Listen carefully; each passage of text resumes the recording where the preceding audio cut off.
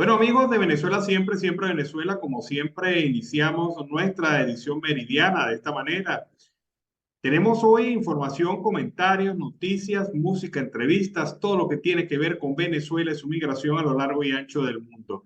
Este es un trabajo que nos permite amplificar nuestra señal desde Aruba hasta el Arauca binacional, es decir, pasando por toda la zona de frontera en señal abierta, pero también en señal digital.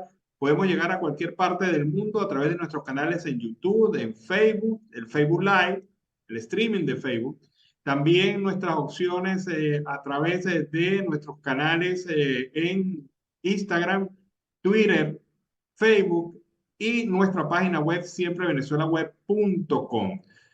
Como siempre, es un trabajo en equipo en donde está Vanessa Chacón en la producción, Camilo García en redes sociales, apoyo técnico, nuestro equipo de operadores y nuestros corresponsales en Colombia, Venezuela y otras partes del mundo, todos bajo la coordinación de su servidor, Adams Peralta. Bueno, como siempre, tenemos en la sala a Carlos Uzcategui, el Miura, que nos ayuda a comentar las informaciones. Carlos, buenas tardes, ¿cómo estás? Saludos cordiales a Alan Ernesto Peralta y por supuesto a la audiencia del programa Siempre Venezuela Radio a esta hora. ¿Cómo estás, Alan? Bueno, impactado porque tenemos mucha información y hay que podar esto, hay que seleccionar esto. Pero vamos a empezar por el escándalo de corrupción de PDVSA. Este escándalo de corrupción que permitió anoche presentar ante los jueces a los 19 imputados por la Fiscalía del Ministerio Público. En Venezuela el proceso penal parte con una imputación por parte del Ministerio Público y un juez determina la validez o no de la detención y le da la aprehensión dentro del proceso. Y ayer ocurrió eso. Los 19 que fueron presentados fueron imputados primero por el Ministerio Público y el juez determinó su reclusión. Los hechos son varios y además vimos rostros conocidos, vimos a rostros de Uwell Roa y también a la gente de Sunacrip y a jueces que también fueron involucrados en este caso. Pero vamos a ver primero, Carlos, estas imágenes y luego comentamos. Legal de nuestro país. El día de hoy son 19 personas, como ya los refería. Entre las más destacadas, las más sonadas, por supuesto, está el exdiputado de la Asamblea Nacional, Uwell Roa, quien hasta hace poco era parte del Parlamento venezolano hasta que se le allanó su inmunidad parlamentaria precisamente por su vinculación a estos hechos de corrupción en la industria petrolera. También está quien hasta hace poco era el vicepresidente de Comercio y Suministro de la estatal petrolera, José Pérez Suárez, y también el Superintendente Nacional de Criptoactivos, Joselit Ramírez. Acompañan a estos tres ciudadanos también funcionarios de PDVSA y empresarios y una empresaria vinculadas a esta trama de corrupción que crearon una estructura paralela a la de Petróleos de Venezuela a través de la carga de buques para poder hacerse del patrimonio de los venezolanos y las venezolanas utilizando su responsabilidad. Bueno, ahí está. Ya se dio el paso, pero ayer Tarek William Saab afirmaba que estos son los primeros, que van a venir otros detenidos más, Carlos, y que bueno, esto pique y se Bueno, extiende. por supuesto, Alan, porque fíjate, ahí van a llegar los gerentes de diferentes divisiones de diferentes empresas básicas, están también las muñecas del petróleo, que también están incursas en el delito de corrupción, lavado de activos, trata de blanca. Es decir, que en esta fauna petrolera ha habido de todo. Ahora, ¿será posible ver a los grandes que están muy por encima de ellos detenidos con ese hermoso traje naranja, Alan? Bueno, yo creo que no. Hoy precisamente conversamos con Gustavo Azócar, periodista venezolano, por cierto. En el segmento que sigue del programa vamos a tener la entrevista completa con Gustavo Azócar. Pero llegamos a la conclusión, o llegaba Gustavo a la conclusión de que esta es una afectación a los anillos de seguridad más bajos de la estructura de corrupción, porque debe haber en la cúpula de esto tres o cuatro que se han enriquecido brutalmente y a los cuales nunca le llegará la justicia porque ellos se han apropiado de información suficiente como para amenazar al régimen de facto de que si caen ellos, caen también el régimen. Y esto pues es el costo político que de alguna manera el presidente de facto, Nicolás Maduro, tiene que analizar. Yo creo, y esa es la conclusión que también saca Zócar, que esto se le escapó de las manos al gobierno. Ellos pensaban una explosión limitada del tema, una exposición limitada del tema, y lo que pasó es que el tema ahora se ha transformado en una cosa en la que ya van acusaciones de que 300.000 millones de dólares podrían estar en el robo de PDVSA durante los últimos años. Una cosa de verdad insólita, increíble, pero que es la verdad y que se ha venido señalando repetidas veces en los medios de comunicación, Carlos.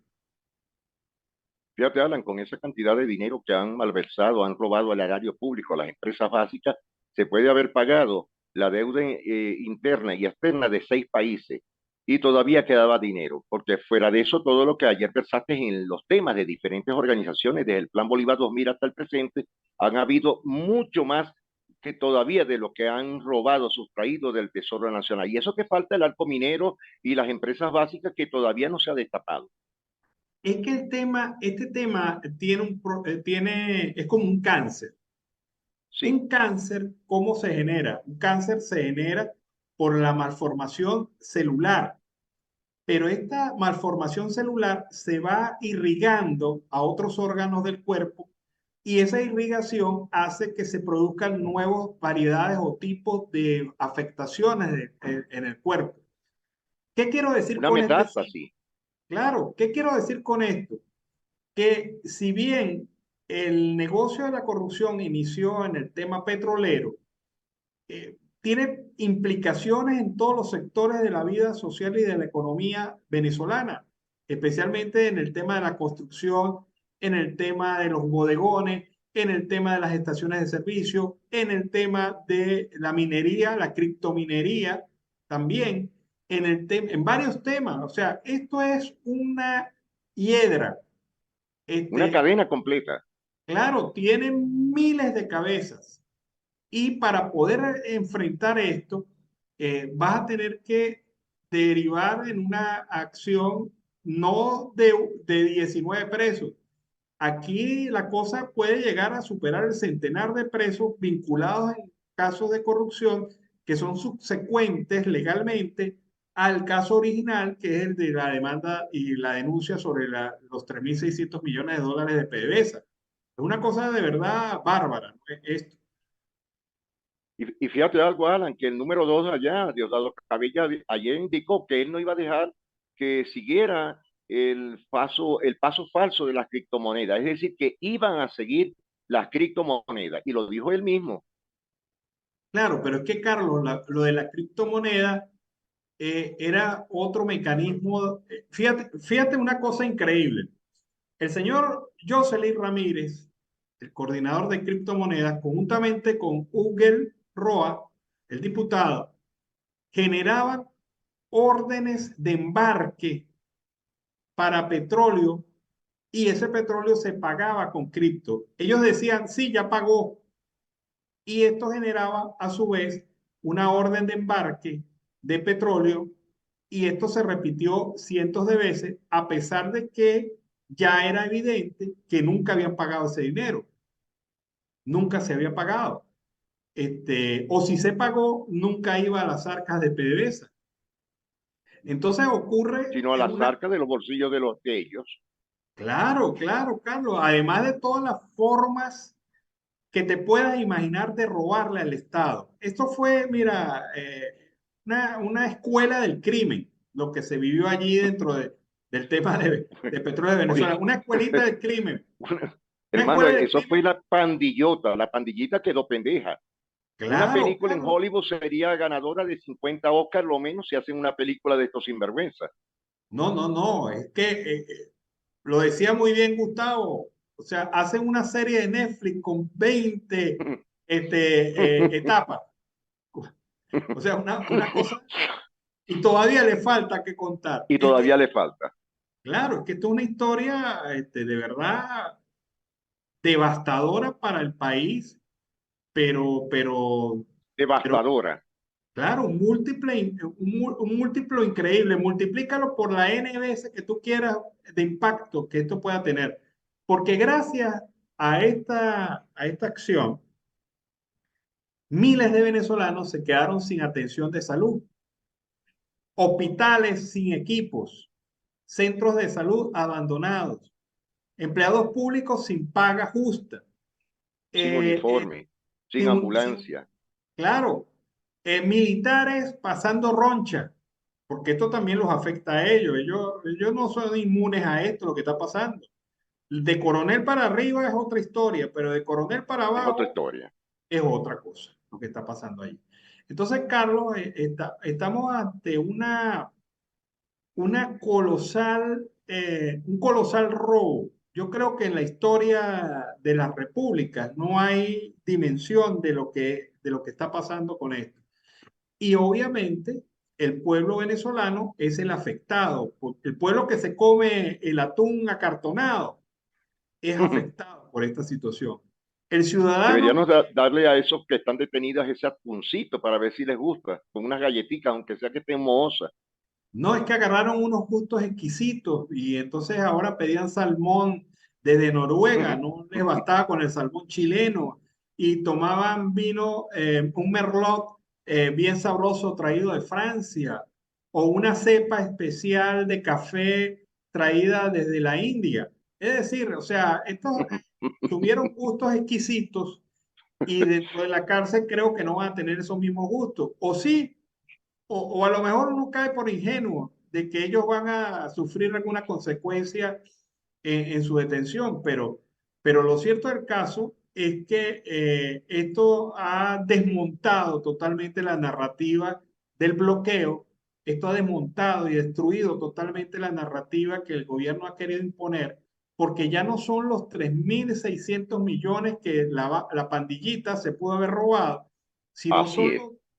los 23.600 millones que le robaron a PDVSA y le vieron la cara de gafo a PDVSA. Porque ¿cómo es posible que tú saques barcos y barcos y barcos sin pagar y acumules deuda de 84% de las facturas emitidas? O sea, Exacto. deudas por cobrar.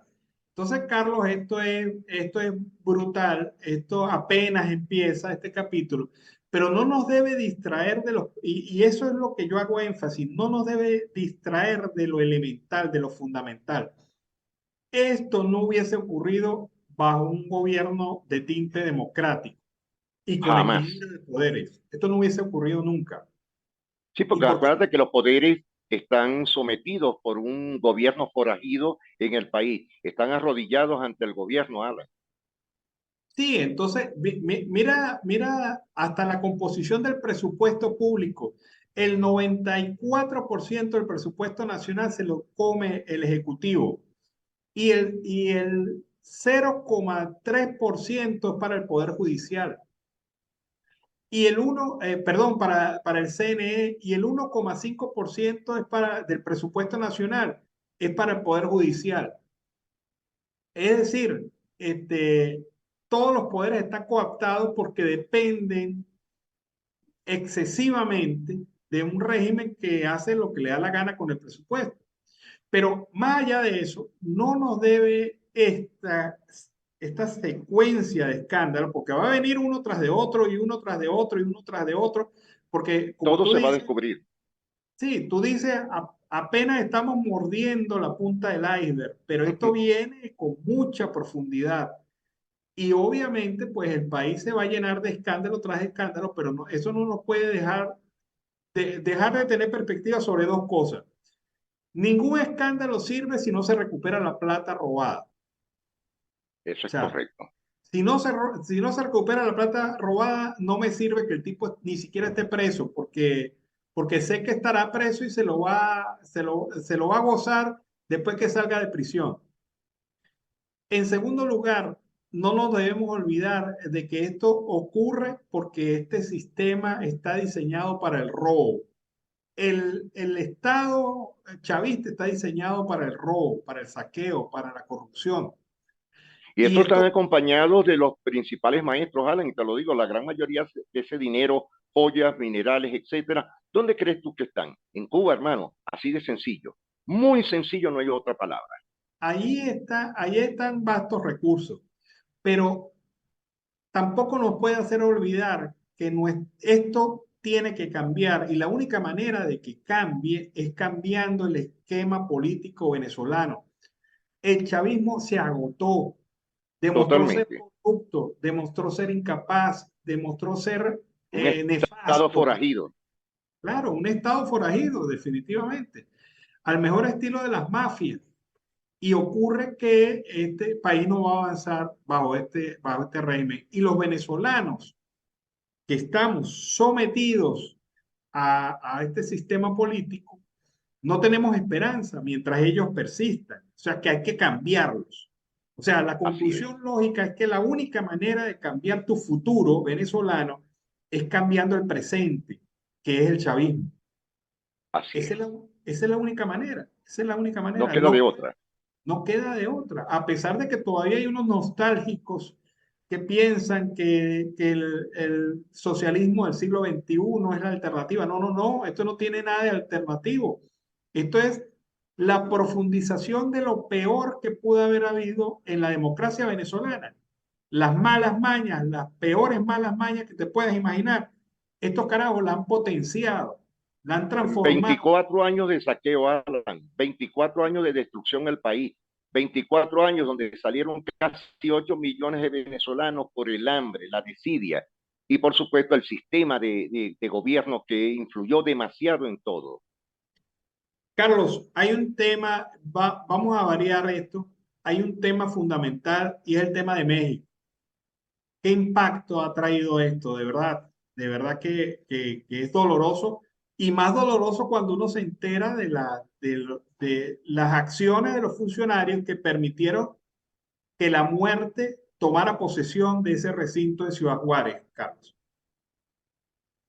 Sí, totalmente, fíjate que se le ven cuando un guardia previsorio del reclusorio, porque eso era un reclusorio, le cerró las puertas a los migrantes, entre esos 13 venezolanos y un colombiano y otros de otras nacionalidades. Alan, los mataron, los quemaron, calcinados totalmente. Y el presidente de México indicaba que ellos estaban forzando la salida. Eso fue falso, se ha descubierto todo. Claro, y ahí uno evidencia que eso no era un centro de refugio, como se En vendió al absoluto. principio. Eso era un centro de detención, eso era una cárcel, Una cárcel. con sus rejas y todo. Y esas cárceles y esa estructura de rejas permitió que ocurrieran los hechos que han ocurrido. Vamos a escuchar las declaraciones de las organizaciones de migrantes venezolanos hablando sobre el tema desde México. Escuchemos esto. Ok. La gente no sale de su país como migrante y como refugiado porque le provocó un día de la noche a la mañana. La gente no sale con sus hijos en sus brazos y camina miles de kilómetros y pasa el tapón de Dairén y luego pasa por toda la frontera hasta llegar hasta el norte porque le provocó un día. La gente sale desesperada de nuestros países porque no aguanta más. Y entonces imagínense, para nosotros migrantes y refugiados, que una vez que nosotros salimos de nuestra tierra escapando desesperados, no solamente tenemos que sortear la inseguridad, no solamente tenemos que sortear el clima y el dolor de caminar miles de kilómetros, sino que cuando caemos en las manos del Estado, entonces nos enfrentamos con la negligencia y con la circunstancia más grave que ha podido pasar en los últimos años, en donde prácticamente pues nos dejaron morir calcinados en un centro de detención del Instituto Nacional de Migración, de una instancia del Estado mexicano, que es responsable desde el momento en que es detenido ese migrante, es responsable de custodiar y salvaguardar la integridad física y la vida de ese ser humano. Y los dejaron morir. El video lo dice, los dejaron morir. Bueno, ahí está, los dejaron morir, Carlos. Y fíjate algo, Alan, que lo más preocupante de todo, que a nivel de los derechos humanos internacionales, el presidente de México, López Obrador, indicaba otra situación cuando él sabía que esto era falso. Y él lo vino a saber después de 4 horas. Y eso está en todas las redes del periódico de México y de los Estados Unidos. Lo lamentable del caso, ayer lo indicaste tú, ha sido como México ha sorteado una máscara diferente, como en carnaval, y está incumpliendo los derechos internacionales sobre la migración. Alan, están falseando mucha información en la Ciudad de México y sobre todo en la frontera norte que va hacia el río Bravo. Es muy lamentable este hecho. Sí, definitivamente el, el presidente de México, López Obrador, no tenía toda la información necesaria y asumió como verdad lo primero que le dijeron. Es decir, era un centro Exacto.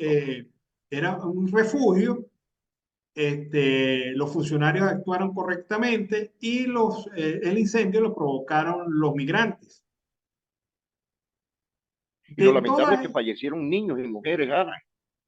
claro, o sea, una cosa ahí brutal lo que pasó allí, pero Masacre. ahora Eso fue una amplificado, masacre, Alan. claro, amplificado por la actitud del presidente mexicano que se fue de bruces, se fue con la primera data que le dieron y bueno, tendrán que caer cabezas, tendrán que caer funcionarios de todo nivel Sí. en esto porque la Y investigación, detenerse. claro, la investigación y las demandas contra el gobierno mexicano, después de haber visto el video, es que una historia es antes del video y otra historia es después del video. O sea, antes del video, Eso es correcto. la versión oficial era la del presidente de México y obviamente ahí no había responsabilidades colaterales. Pero la versión después del video, lo que se observó después del video, señala responsabilidad civil, penal y administrativa por parte de los funcionarios involucrados y por la cadena de mando que está ahí vinculada a este tema. A México le vienen demandas por daños, perjuicios y toda la serie de acciones que se puedan generar allí. Y sin duda alguna, es responsabilidad del Estado mexicano cuando sus funcionarios dejan encerrados a estas personas, dejan esas rejas encerradas, auspiciaron, provocaron, colaboraron con la muerte de estos venezolanos y de todos estos ciudadanos por tema de este incendio que se generó allí al interior de este retén.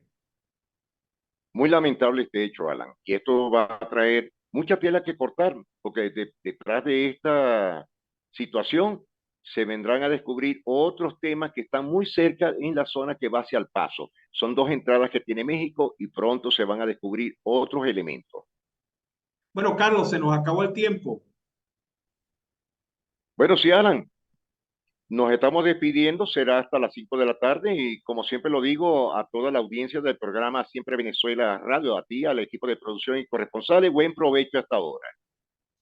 Vámonos a la pausa comercial y musical del momento y al regreso seguimos aquí con más de Venezuela siempre, siempre Venezuela. Bueno, amigos de Venezuela siempre, siempre Venezuela, con este tema iniciamos el último segmento del programa en la tarde de hoy, en este mediodía correspondiente a el 29 de marzo de 2023. Mire, hay cosas que se dan por evidentes y por evidentes pues se supone que deben ocurrir y una de las cosas más evidentes que ha debido ocurrir desde el día de ayer es que ya sea el canciller de Venezuela, el Ministerio de Relaciones Exteriores de Venezuela, la Cancillería o el embajador de Venezuela en México se haya pronunciado de alguna u otra manera, aunque sea dando las condolencias a los familiares de los 13 venezolanos que fallecieron en este terrible incendio en Ciudad Juárez, en México. Pues hasta esta hora, ni lo uno ni lo otro, ni Francisco Arias Cárdenas se ha pronunciado sobre el tema, ni el canciller Iván Gil ha dicho ni pío sobre esto. Y esta es una clara demostración en lo pequeño o en lo grande, de acuerdo a la magnitud que usted le quiera colocar al asunto. Esta es una demostración de cómo el régimen de facto pues valora a los venezolanos, especialmente a los migrantes, especialmente a aquellos que han tenido que salir del país huyendo de la pobreza que ellos mismos generaron. Y en este momento pues es difícil entender, justificar o comprender por qué el régimen no se ha pronunciado sobre este terrible hecho. Lo han hecho países que no tienen nada que ver con el asunto.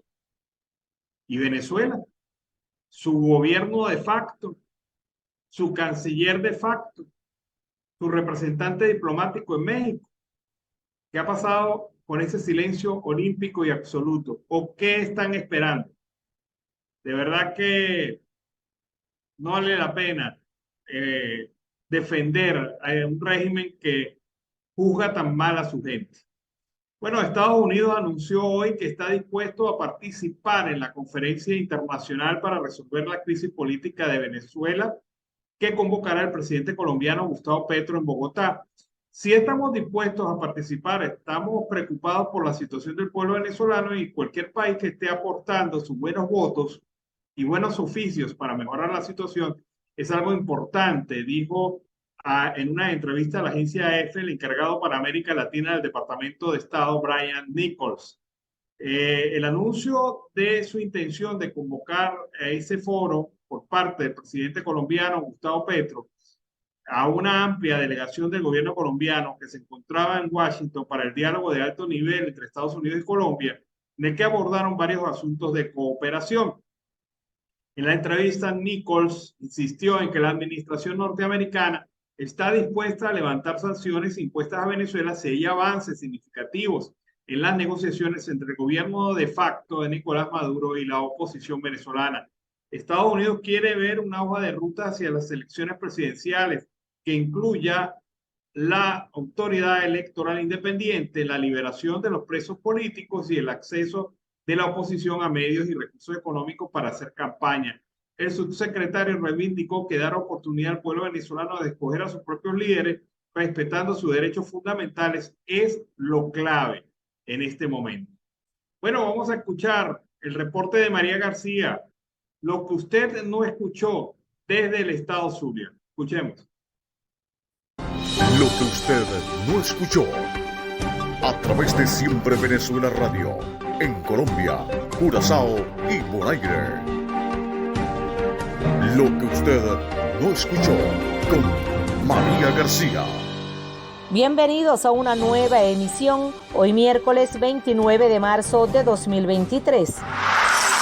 Trasladan en horas de la noche a privados de libertad implicados por presuntos casos de corrupción que implican a funcionarios del SUNACRIC, PDVSA, jueces y empresarios.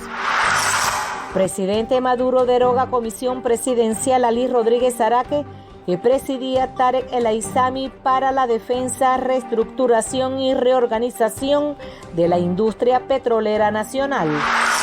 Sismo de 4.7 grados en la escala de Richter se registró la tarde de este martes, informó Fumbisis, con epicentro a 20 kilómetros del archipiélago Los Monjes en Venezuela, frente a las costas de la Guajira colombiana. Yucpá sustraen 4 toneladas de hierro de empresa avícola del grupo Avidoca ubicada en Maracaibo, informó el vicepresidente de la compañía Ernesto Borges, quien solicitó ayuda para la protección de la estructura. A través de Gaceta Oficial 1452, alcalde Luis Caldera decreta 3 días de duelo por fallecimiento de Roque de Jesús del Carmen Atencio Gutiérrez, compositor de gaitas, contradanzas, valses y otros géneros del Zulia. Curiosos en el municipio San Francisco, zona de Sierra Maestra y el Manzanillo captan en video imagen fugaz caída del cielo catalogada sobrenatural con apariencia de asteroide. Por unanimidad, Asamblea Nacional aprobó en primera discusión proyecto de ley orgánica contra todo tipo de discriminación por razón de origen, condición social, étnica, religiosa, entre otras. Internacionales. Familiares solicitarán investigación por fallecimiento de más de 39 migrantes entre ellos 12 venezolanos en incendio suscitado en estacionamiento migratorio en Ciudad Juárez. Tercer caso de gripe aviar H3N8 en un año enciende las alarmas epidemiológicas en China al ser detectados por contagio en humano. Deporte. El próximo 31 de marzo se realizará el segundo Campeonato Nacional de Voleibol que tendrá lugar en San Francisco y Maracaibo con la participación de 8 equipos de diferentes municipios del Zulia. Hasta aquí los titulares de lo que usted no escuchó con María García. Volveremos con una nueva emisión el próximo viernes 31 de marzo de 2023.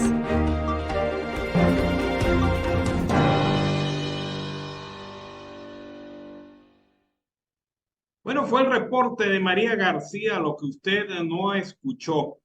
En Venezuela, en otro orden de ideas, hay 283 detenidos considerados presos políticos, informó durante el día de hoy la ONG Foro Penal. Foro Penal afirmó a través de su cuenta de Twitter que del total de reos, 131 son civiles, 152 militares, además 263 son hombres y 20 mujeres.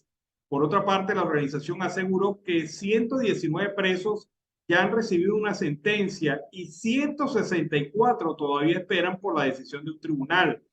Desde el 2014 se han registrado 17.792 detenciones políticas en Venezuela, señaló la ONG. Además, agregó que de los presos políticos, más de 9.000 personas están sujetas arbitrariamente a medidas restrictivas de su libertad. Es decir, son personas que están en libertad, pero que a pesar de eso todavía están sometidas a un proceso. Una cosa de verdad bastante difícil de entender. Como también es difícil de entender que en Venezuela crezca la preocupación de activistas y trabajadores ante el incremento de casos de trabajo forzoso. Este es un trabajo que realizó La Voz de los Estados Unidos de América y es una cortesía que vamos a transmitir en este momento.